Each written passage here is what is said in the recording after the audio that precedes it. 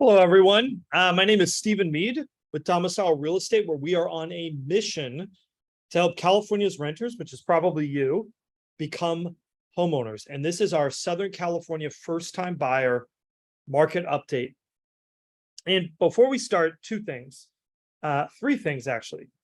So number one, we recorded a video last week. It's up on our YouTube channel, but I'm going to put a link down in the description. And if you're watching this on Facebook, we're also going to put a link underneath the Facebook post. We did a video last week that I think is one of my favorite videos I've ever done, because I think we need a little bit more of this in real estate. We actually went and looked back, and instead of talking out of our butts about something, we actually came up with some numbers and really did a historical analysis on something. And I'm very proud of it. And of course, as it goes, if you are a content creator in any way or any arena, you know this, the things you are most proud of are not always the things that end up being the most popular, but I'm hoping we can change that a little bit. So definitely check out that link down below. The second item that I want to talk about is that we are a real estate brokerage. We work with first-time home buyers and architectural buyers primarily. And if you are looking to buy or sell real estate in the Southern California area, we would love to help you out with that. So absolutely keep us in mind and reach out if there's something we can do for you and lend you our expertise. And then the third thing I want to talk about is a question that we get all the time. What is the best time of year to buy a home, especially first-time home buyers? First-time buyers always want to know, what is the best time of year? And Southern California is a bit of a unique market. In places in the Midwest, for example, in the snow belt, the rule is when the snow falls, the sales stop. And California doesn't have that same kind of seasonality. Instead, we have kind of these little micro moments of either market softness that tend to come around every year or market busyness. And one of my personal favorite times of year to work with buyers, especially first-time home buyers, is that period of time between Thanksgiving and New Year's. And I actually think that is the best time if you're a buyer that is out there in the marketplace for a couple of reasons. Number one, sellers who are selling during this time period tend to be more motivated. This is just my experience. The second reason is you have less competition as a buyer. You know, be out there buying when other people aren't. And then the third thing I want to say about this is, you know, people ask us this question and they usually ask us in the middle of December. The middle of December is not the time to start thinking about buying a home in December. Now, the middle of October is the time to start thinking about wanting to buy a house in December. So that's you, definitely reach out to us. And now we're going to talk about our market update. So I appreciate you sitting there with me. Let me pull this up here. So if we take a look at this data here, and why am I not getting any? There we go.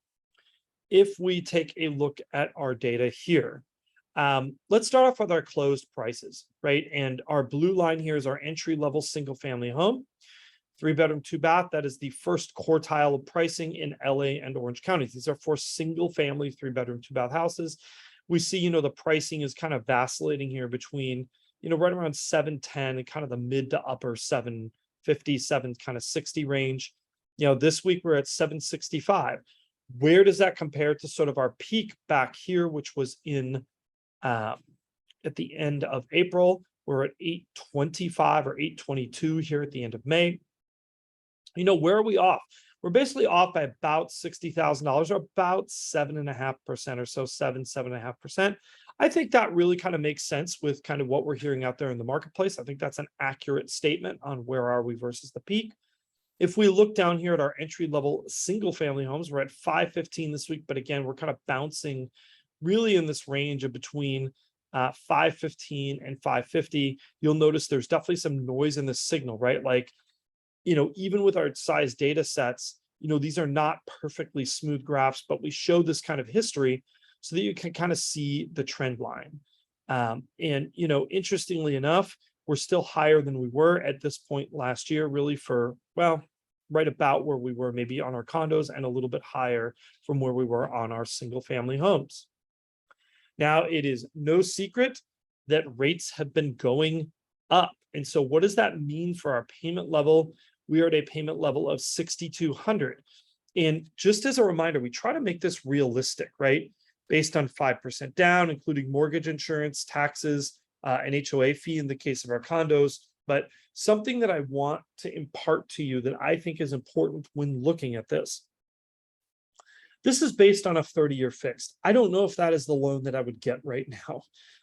If I were a buyer, we are seeing that there is definitely a little bit of a benefit to see with kind of those 5, 7, and 10-year arms. So you definitely want to explore that option, and that softens this blow a little bit and brings these payments down kind of that upper 5,000 range, which is kind of right about where we were earlier this year. Now, if we look at our minimum household income required to qualify for our single family homes, we are right at $140,000, or actually, yep, right about there. And I think we are at right around $109,000 for our entry level condo. Looking at our absorption rate, right? This is kind of a general feeling of how competitive is the market. And really, this shows you what is our rate of homes coming out of the market versus homes going off the market and going under contract. And right now, we're hovering right around 70%. Believe it or not, this is actually a pretty close to even balance between buyer and seller market power. You know, it's maybe an ever so slight seller's market or an ever so slight buyer's market, depending on the market that you're in. I'm going to go off the screen share here, and I want to lay something down for you. One of the things we are seeing right now, like this second in our market, that is important for you to understand as a first-time home buyer is that the spread in desirability between sort of the, maybe the bottom 20% of houses on the market and the top 10 or 20% on the house on the market is huge right now. 6 months ago, it didn't matter what you were selling. It all got a bunch of bids, but right now there's this really wide spread. So, if you have the money to buy a beautiful finished magazine home, absolutely go ahead and do that. More power to you.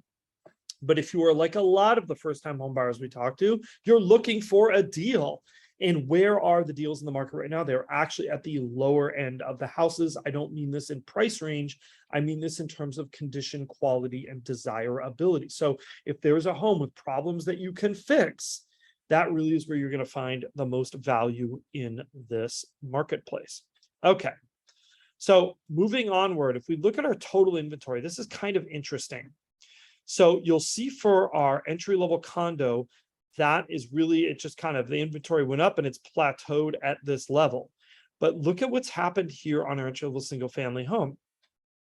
Inventory crested, it started to fall, which is something that we normally see, in this time period of the year. And then it started to rise back up a little bit.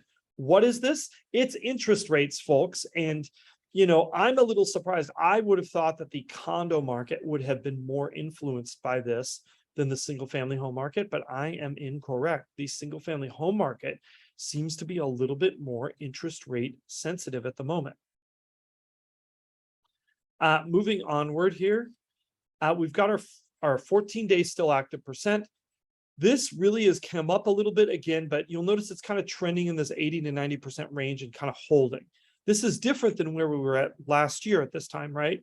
Where obviously the market was more competitive than it is today. What I'm curious about is just seeing, are we going to hover within this range, or are we going to break above that 90% mark? And I don't know yet. This graph though, and I want to explain something. So this is total inventory or absolute inventory, right? On this graph, we have number of units. So this is just the number of homes that are for sale. Now, one of the things, if you watch the news, is another thing you'll hear is supply of homes, right? And this is a different way of measuring inventory. We actually call this relative inventory because it is the number of homes available compared to how fast homes are selling. And we see we've been kind of between this 8 and 10 weeks, and then we've broken out of it, right? Heading up here, just passing for entry-level single-family homes, 10 weeks, and then kind of cresting up here towards 12 weeks for our condos. Now, this isn't unusual. Last year was unusual because we didn't see a rise in relative inventory as we went into the fall, but we are seeing it this year, which is, again, a reason why I think this is going to be sort of a great Thanksgiving to Christmas or New Year's time period for home buyers, especially entry-level home buyers and first-time home buyers who kind of need all the market help that they can get, things like interest rate concessions, closing cost credits, etc. And that's pretty much what we see happening in that market right now. So on one hand, I'm going to tell you, high interest rates are definitely a bummer. I don't think any first-time buyer likes to see their affordability in dollars eroded over time, which is what we're seeing. Inflation numbers came out last week and they were not good. So we fully expect the Fed to move again and overall rates to move upward because inflation is not yet slayed. But there's a flip side to this. And the flip side is, if we have a market that remains robust with higher interest rates, when those interest rates relent and pull back, we're very likely to see another bump in pricing. And that's important if you're a first-time home buyer for two reasons. Number one, if you don't buy in this next time period, you may see your purchase price erode further. But the second reason is it also means if you buy a home today and you secure financing, you're going to have a certain level of payment. And if in the next 10 years, for example, if you have a 10-year ARM, if those rates drop, you will then see your payment drop on the same house. You'll be able to live in the same place and pay less per month, which is exactly the opposite of what happens with rent. Whereas you live in the same place and you keep paying more and more money per month. So definitely something to think about. Again, questions and comments, we love them. Thank you for watching. If you are looking to buy your first home or somebody that should in Southern California, definitely reach out to us. We would love to work with you. We'd love to talk to you and kind of share some of our expertise. Do not forget to like, subscribe, and hit that notification bell. And just as a reminder, one of our favorite videos, we're going to link it down below. Absolutely take a look at that. We think it's worth it. And we'll see you again real soon.